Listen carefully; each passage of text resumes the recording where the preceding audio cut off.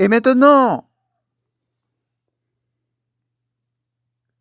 je vais vous parler de la vie cachée de Jésus pendant 30 ans et son ministère public pendant 3 ans.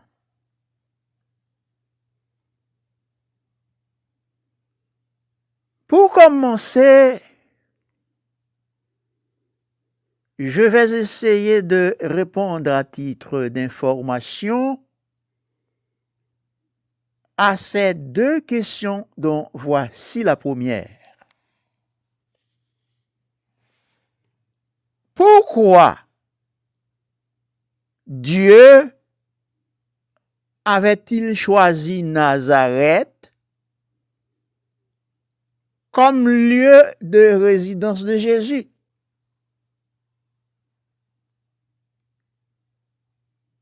Le hasard n'existe pas dans les affaires de Dieu. En Proverbe 16, le verset 4, l'Éternel a tout fait pour un but, et même le méchant pour le jour du malheur.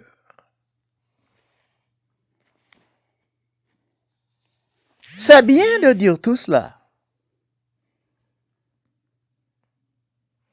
Mais pourquoi Dieu avait-il choisi Nazareth comme lieu de résidence de Jésus?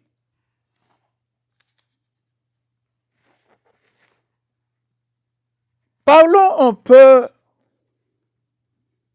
de cette bourgade qui s'appelle Nazareth.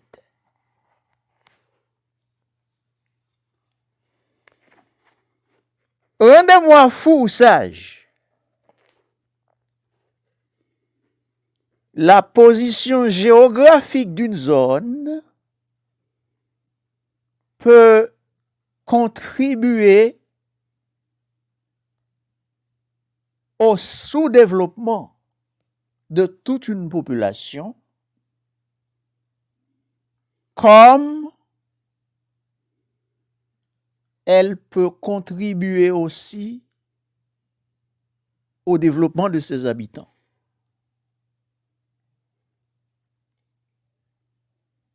Je veux dire par là qu'une localité qui n'a pas de connexion avec des zones développées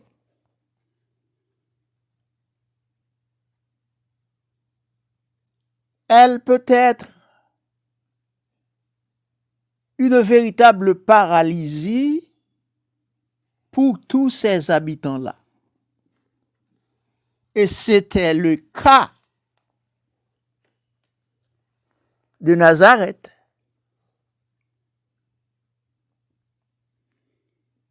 Cela me permet d'entrer dans la deuxième question. Pourquoi Jésus devait-il attendre 30 ans avant de commencer son ministère terrestre? Pourquoi? Pour bien répondre à cette question, il faut retourner à la première. Pourquoi Dieu a-t-il choisi Nazareth comme lieu de résidence de Jésus?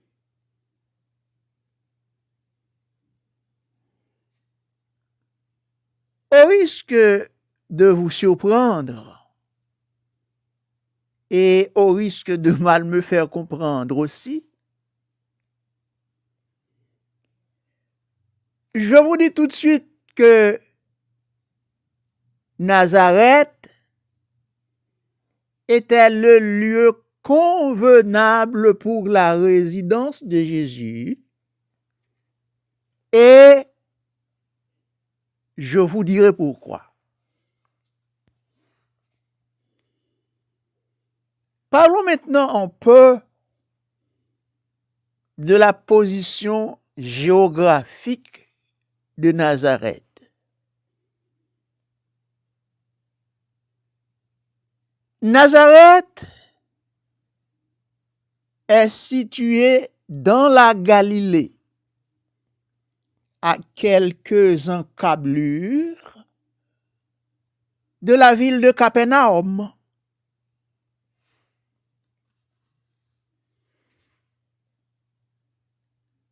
La bourgade de Nazareth, à l'époque de Jésus,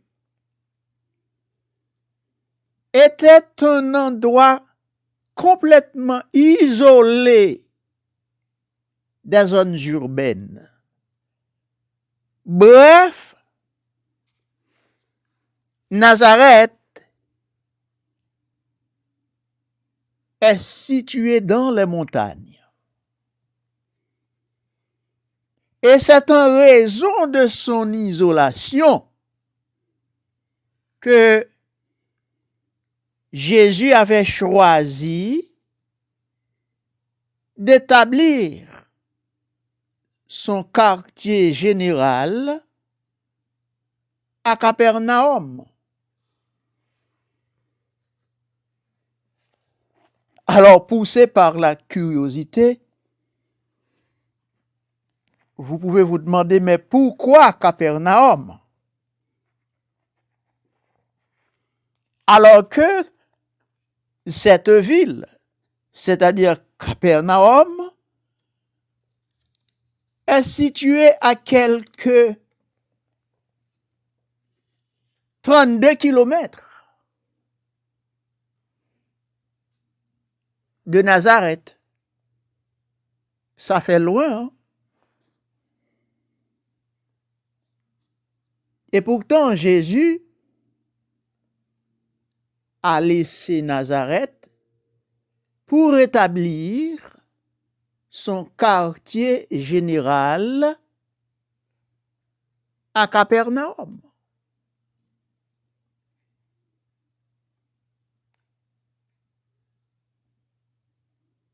Et maintenant, passons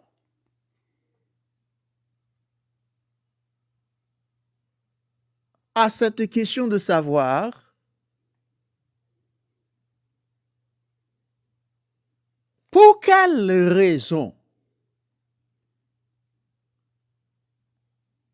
que Jésus devait attendre 30 ans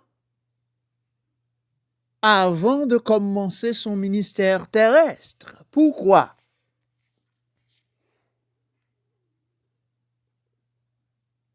Pour être bibliquement correct,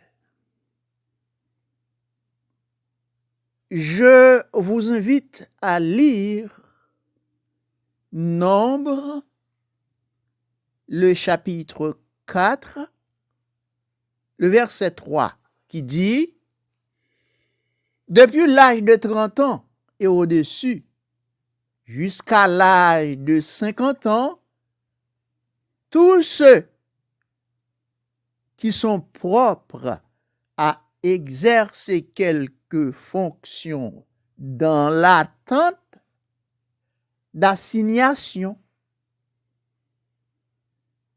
Cela veut dire que tout juif qui avait l'intention d'entrer dans la sacrificature, l'âge requis était de 30 ans. Voilà pourquoi Jésus devait attendre 30 ans avant de commencer son ministère terrestre.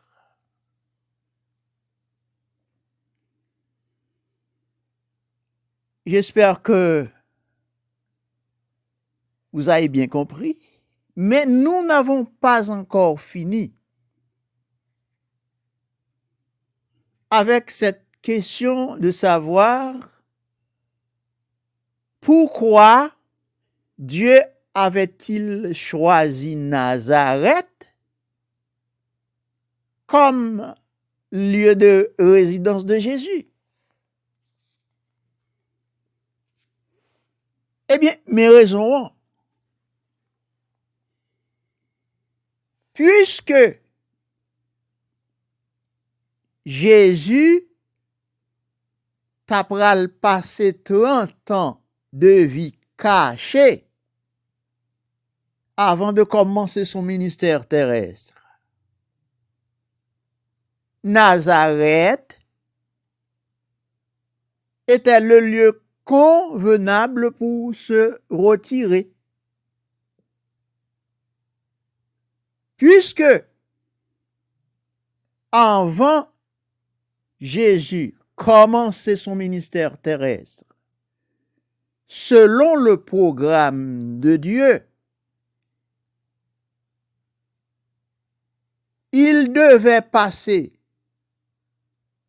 30 ans de vie retirée, de vie cachée. Voilà pourquoi, depuis dans le ciel,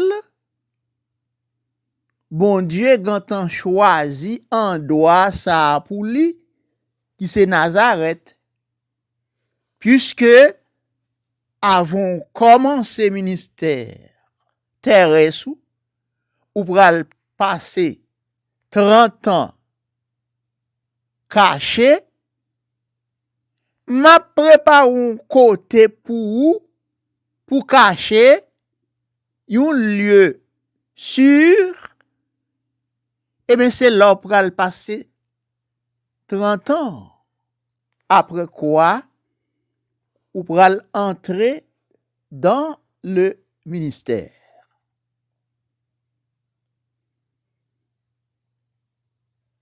Pendant 30 ans ça, pendant ces 30 ans, est-ce que Jésus allait aux synagogues avec ses parents? Moi, je pense que Jésus paraît passé 30 ans sans que l'y pas entré dans la foule, sans que l'y pas adoré avec parole dans les synagogues. Moi, je pense que Jésus, c'est qu'on allait pendant 30 ans ça, dans la synagogue avec parents li, mi l'arrivé, li chita, parmi toutes, judaïsants yo, pendant service là fait, li pas prend la parole, li pas manifeste comme un monde qui vient accomplir une mission messianique dans le monde. Même pas quoi que pendant ces 30 ans-là, Jésus restait sans mot dire. Il avait sans doute l'habitude d'accompagner leurs parents, disons ses parents, dans les synagogues. Là, on peut se rappeler ce proverbe qui dit, il y a un temps pour chaque chose. C'est selon Ecclésiaste 3:1. Il y a un temps pour chaque chose. Donc, lorsque le moment était venu pour Jésus de commencer son ministère terrestre, qu'est-ce qu'il faisait? Il quitta Nazareth pour installer son quartier général à Capernaum.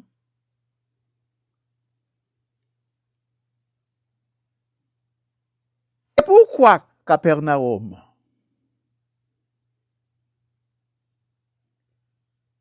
Il établit son quartier général à Capernaum.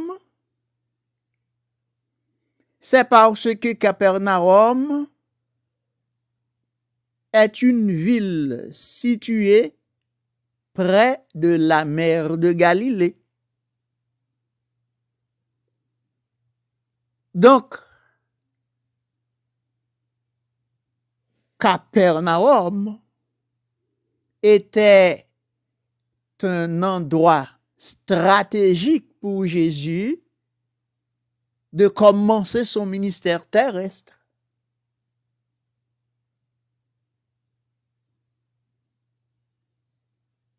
Car la mer, il faut le savoir, la mer en général est comme un aéroport international qui unit tous les pays du monde. Voilà pourquoi Jésus allait s'établir à Capernaum, près de la mer, parce que la mer, c'est un aéroport international qui connectait toutes les nations du monde. Donc, c'est la raison pour laquelle que Jésus, à l'âge de 30 ans, laissait la maison de ses parents pour l'établir à Capernaum. Il fait ça pour être capable près la mer. Et vous allez voir que c'est sur les rives de la mer de Galilée que Christ avait rencontré Pierre. C'est sur la rive de la mer de Galilée qu'il avait rencontré Jacques. C'est sur la rive de la mer de Galilée qu'il avait rencontré Jean, André et Matthieu, qui allaient devenir par la suite ses disciples. À titre de référence, lisez Matthieu 4, les versets 18 à 22.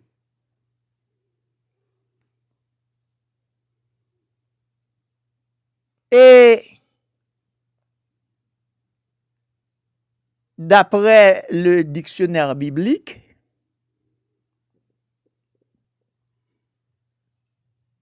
on dit que Capernaum signifie village de Nahum, village de consolation, village de réconfort. Bref, Capernaum est la ville où Jésus a accompli plus de miracles, tout en ayant de la compassion pour les habitants de ce pays. C'est à Capernaum que Jésus a chassé plus de démons. C'est là qu'il a guéri aussi plus de malades. Et c'est là aussi qu'il a même ressuscité des morts.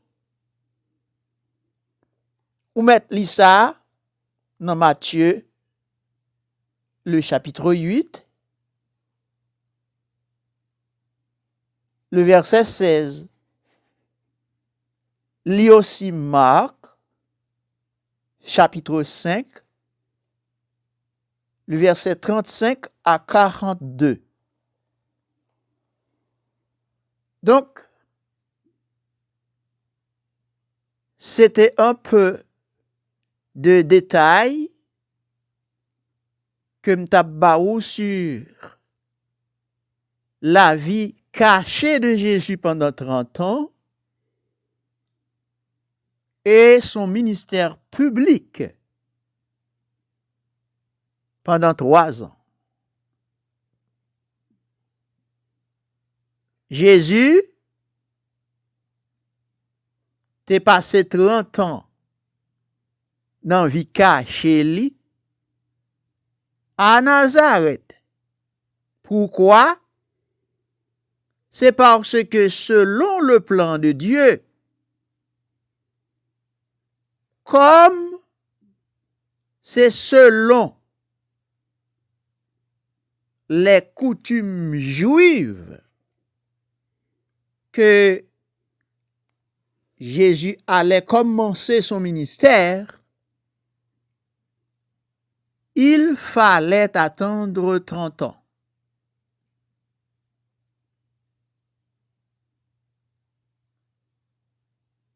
Les Jésus fin passer 30 ans,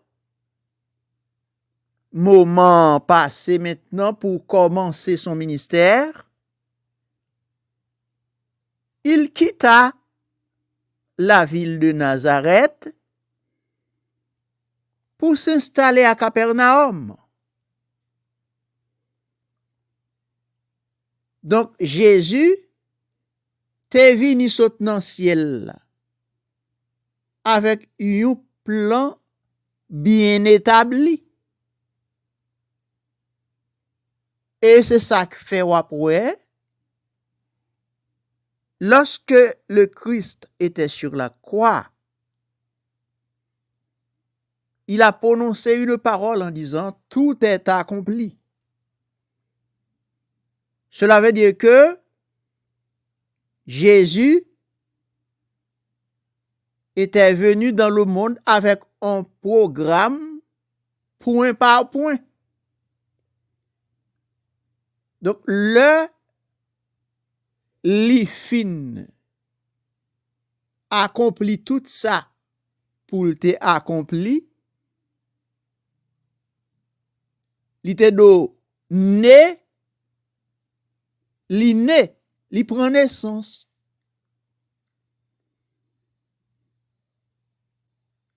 Li te doué passer 30 ans caché avant de commencer son ministère terrestre. Il l'a fait.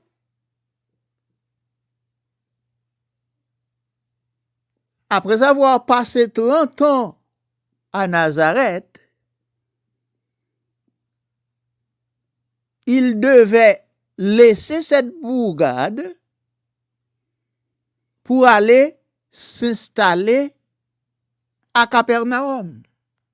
Ça a été fait.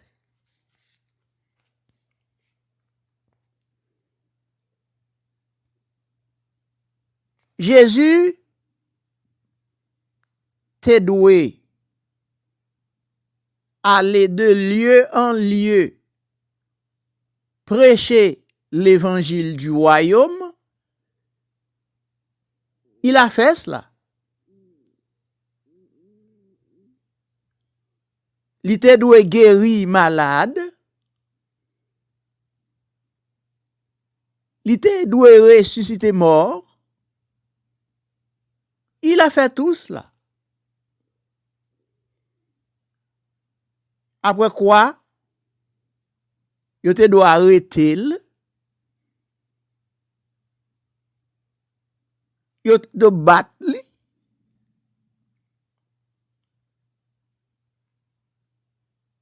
il devait mourir sur la croix, il a accepté la mort sur la croix pour nous sauver. Il devait mourir, il devait ressusciter, il devait retourner au ciel. Tout a été fait.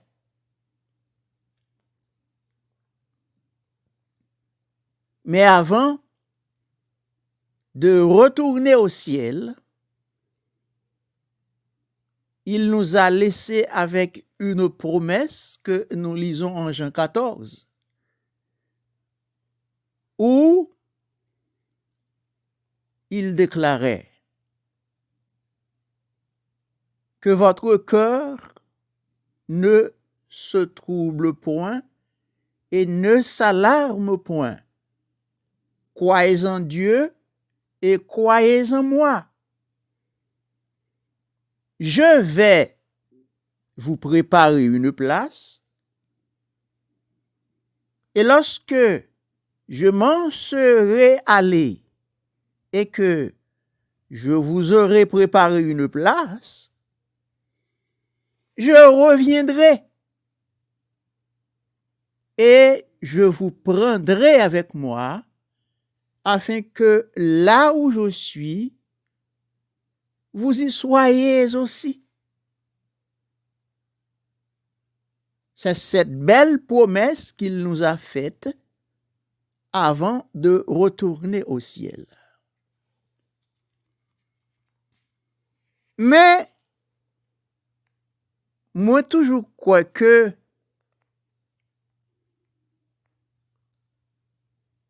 le verset le plus fort dans la Bible, c'est Jean 3,16. Car Dieu a tellement aimé le monde qu'il a donné son Fils unique,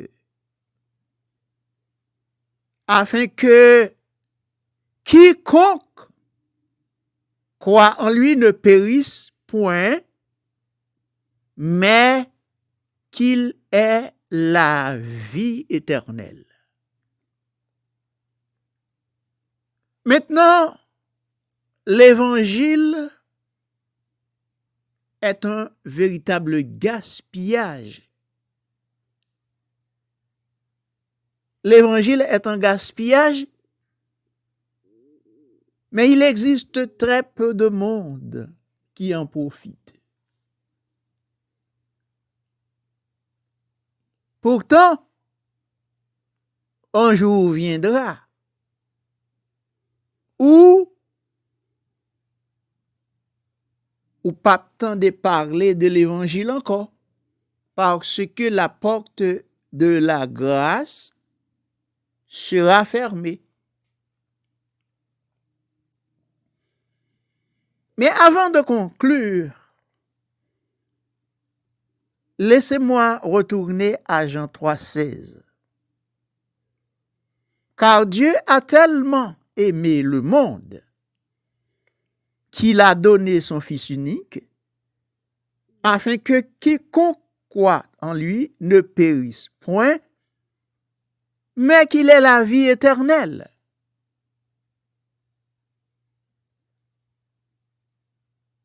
Sur le plan grammatical,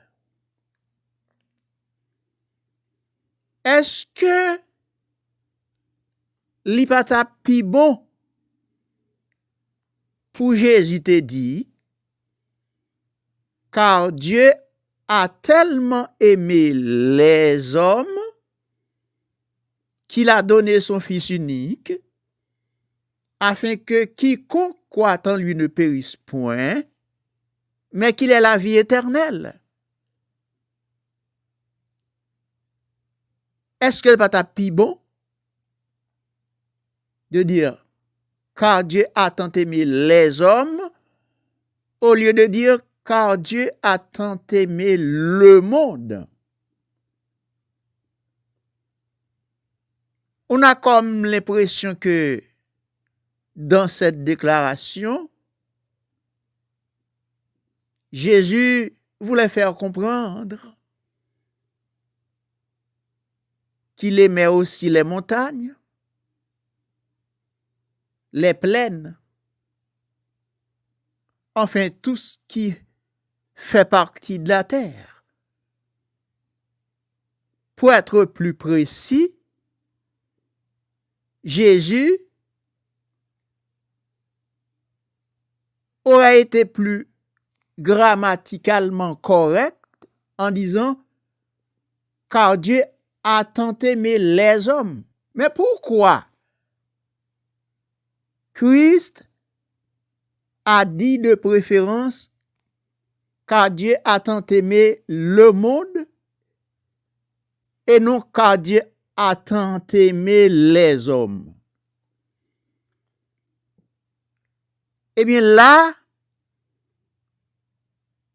Jésus est correct dans sa déclaration sur le plan grammatical.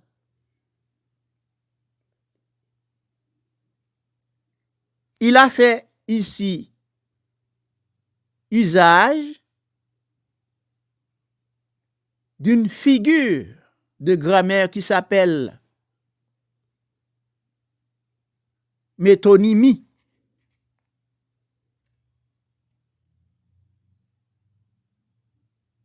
Dans la métonymie,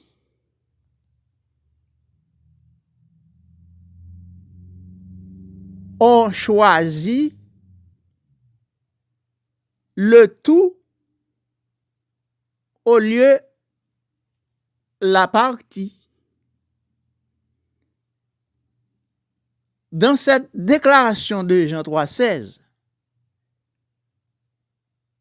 en disant car Dieu a tant aimé le monde, Christ veut prouver que l'évangile est inclusif.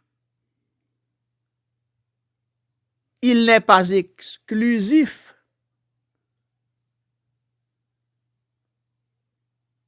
C'est le tout au lieu la partie. Si Christ dit car Dieu a tant aimé les hommes, là, l'évangile serait exclusif.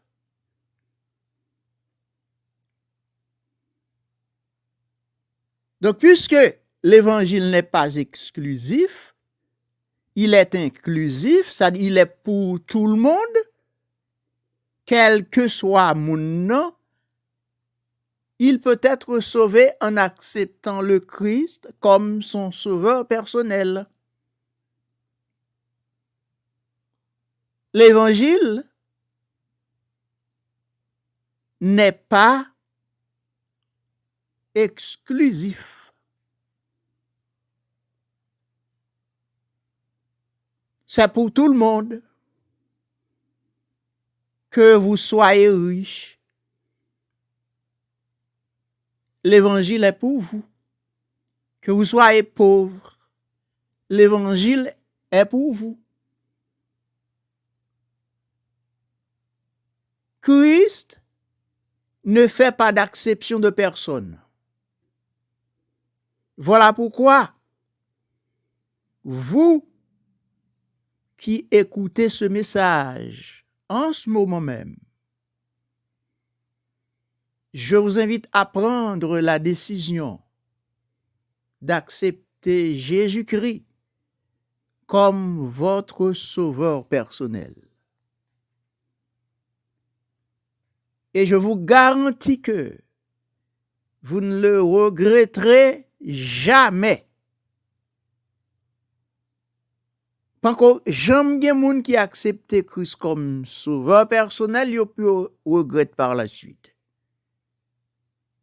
Yo ka regrette seulement le fait d'avoir accepté Christ trop tard. C'est le seul regret qu'on peut avoir. Ça ne veut pas dire pour autant que l'évangile pas gain souffrance qui accompagne. Oui, l'évangile fait souffrir.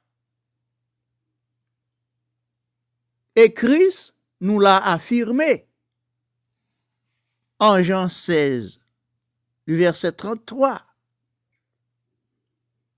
Vous aurez donc des tribulations dans le monde, mais prenez courage, j'ai vaincu le monde. Donc la victoire que le Christ a remportée à la croix, il l'a remportée pour nous. Il l'a remportée pour tout le monde.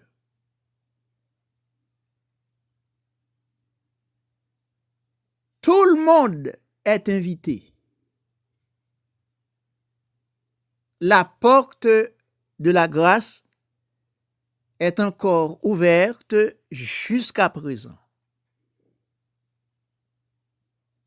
Il suffit d'avancer et de dire oui à Jésus-Christ.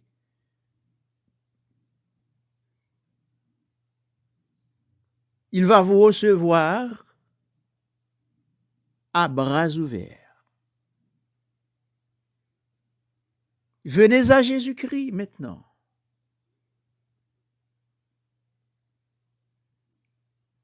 Il va écrire votre nom dans le livre de vie. Comme ça, lorsque Christ va retourner venir chercher l'église, ou parmi moun sa yo qui va monter dans le ciel avec lui. C'est pas un mythe, non? Pas occuper moun kapdou personnage sacré le Jésus n'a jamais existé sur la terre. Sou pa kwel jodia, wap kwel demain, parce que maintenant, il est le sauveur du monde. Mais un jour viendra